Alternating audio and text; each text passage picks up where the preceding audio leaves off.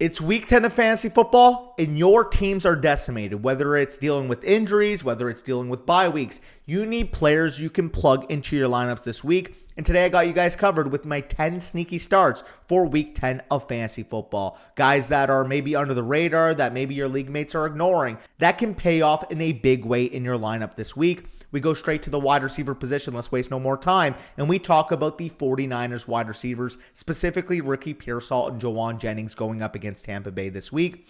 I grouped them together because ultimately I think both are in a smash spot against this Buccaneers secondary. Jennings is my preference, assuming he's ready to go this week. He's kind of been limited in practice. That is something to monitor this weekend. However, we did see that evident ceiling a couple weeks ago, over 45 PPR points, the wide receiver one overall in the week from Jennings, that we haven't quite seen yet from Ricky Pearsall. So on face level, assuming both suit up, I would actually prefer Jauan Jennings. However, the reason why I love both of these guys in this matchup is that, like I said, this is an extreme pass funnel Tampa Bay Buccaneers defense. They are a top 4 matchup for opposing wide receivers this year and are especially pass funnel when Vita Vea is in the lineup. As we know, one of the best D tackles in the game, really doing his job in terms of stopping the run. When he's on the field, man, teams will throw the ball across the yard against Tampa Bay like we have seen all year. The 49ers, they should get CMC back. Obviously, the gravity he brings to the table, the attention he calls from defenses, and I really do think those perimeter wide receivers can get going in this matchup. High over-under game, 49ers implied for a ton of points. I really love both Pearsall and Jennings as wide receiver 3s for me this week. And I'll also group the Chargers wide receivers together, specifically both Quentin Johnson and Josh Palmer. We already know, especially in PPR formats, that Ladd McConkey is a week-to-week start, a guy that I have ranked, I believe, as my wide receiver 25 this week. I actually am quite keen on the other Chargers wide receivers, both guys that I have in my top 40, top 45 range of my rankings.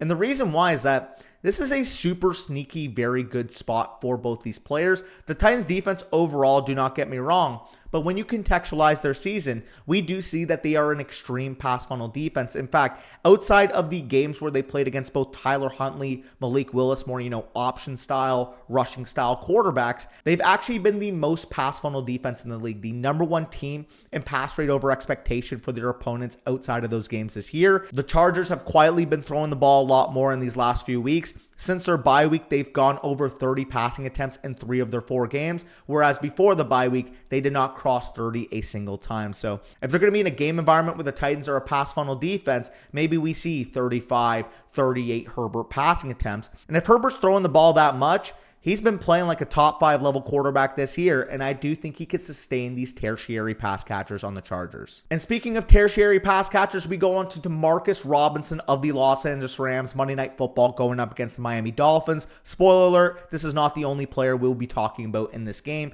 Very, very good game environment for Miami versus LA this week.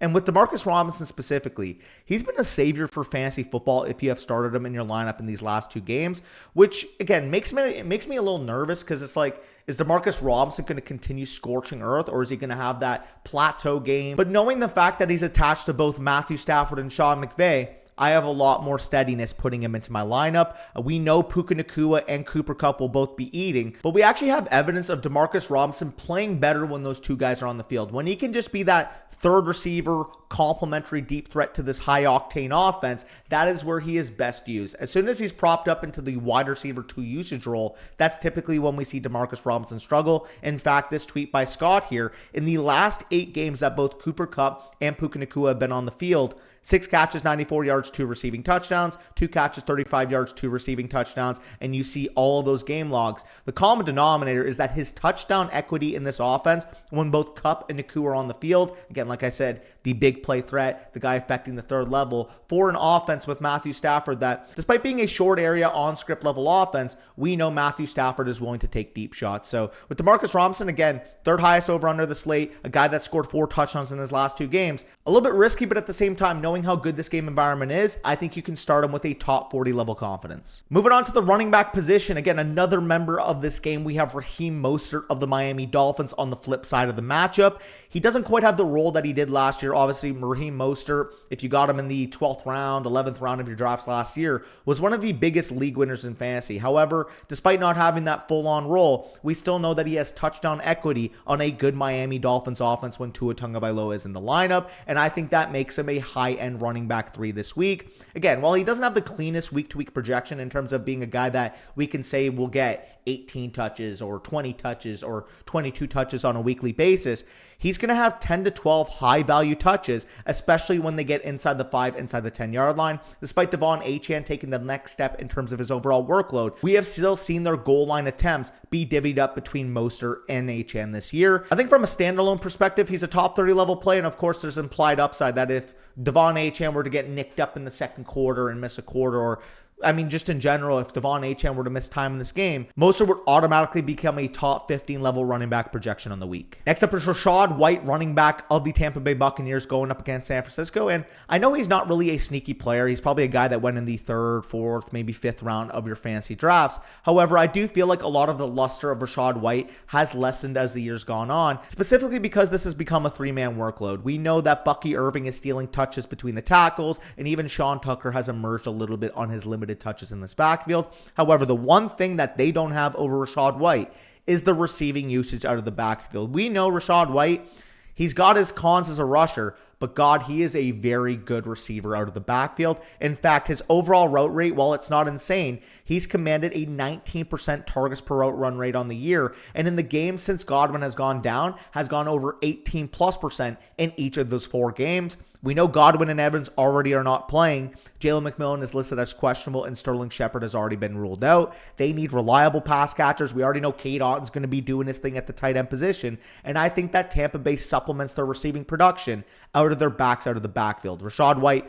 obviously being the number 1 in that aspect, and as we've seen, Tampa's still implied for 22.5 points. We know they're going to throw the ball at a very high rate, and we know Rachaad White, like I said, very involved in the receiving game. 4 of his last 5 games, he has gone over double-digit PPR points. So again, has lost his luster, but at the same time, in PPR formats, he is still a dynamite play on a week-to-week basis, and I think he's a fringe RB2 with top 15 level upside. And I talked about a running back from Bush's favorite team. Now I'll talk about the running back from my favorite team. I have the blue on for a reason, but I still really like Rico Dowdle going up against Philadelphia this week. Now, we could talk about the matchup. We could talk about the big elephant in the room that Dak Prescott will not be playing.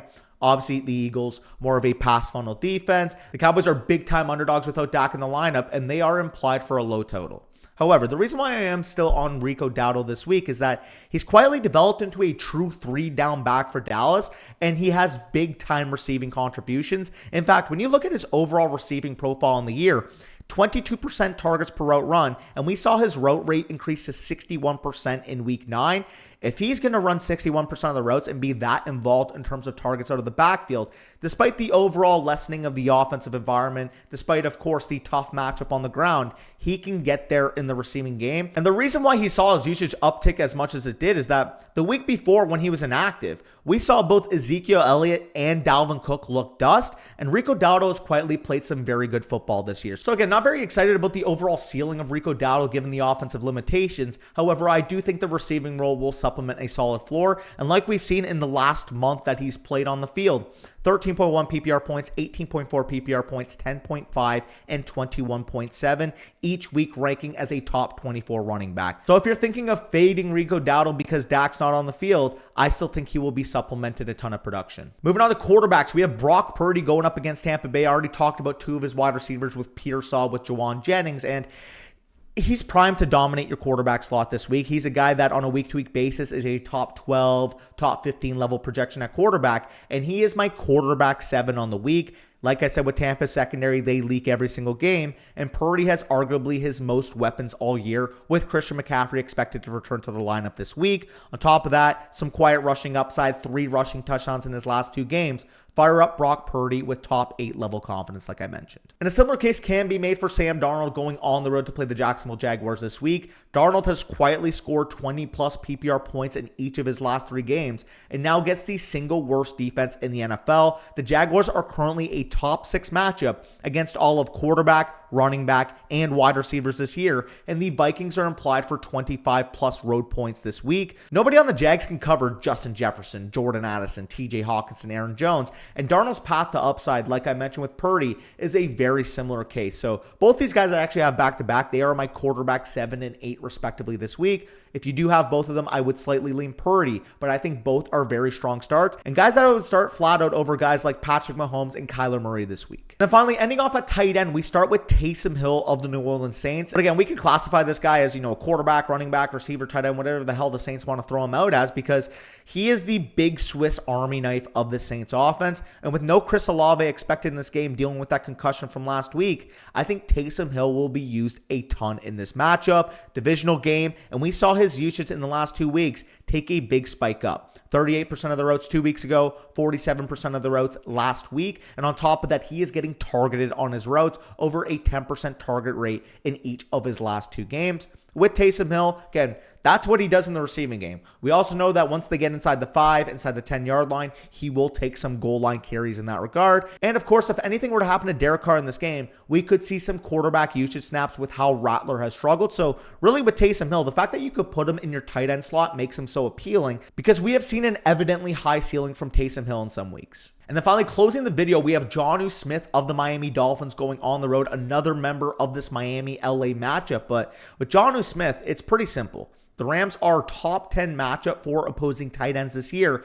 And like I said, this is a big-time shootout environment. We've seen Jonnu Smith quietly command 6+ targets in his last 4 games. And despite only 1 touchdown in that stretch, has averaged 12.3 PPR points per game. Like Mostert, like DeMarcus Robinson, like we already know we're starting guys like Tyreek Hill, Jalen Waddle, Cooper Kupp, Puka Nacua, Kyron Williams, Devon Achane. But I really do think even the ancillary pieces like Mostert, like DeMarcus Robinson, like Jonnu Smith can be started in this game environment, considering the amount of points we expect. But either way, if you guys enjoy, make sure you leave a like down below. Comment your biggest start-sit decision. I'll try to get to as many as possible. And of course, hopefully you got a ton of value. These are guys that are maybe slipping under the radar that you can plug into your lineup, especially like I said, with how many injuries there are at wide receiver, with how many bye weeks that are coming this week. You need proper depth that you can trust to get you the fantasy football W. With that being said, peace out, and we will talk to you soon. See you tomorrow for wide receiver rankings.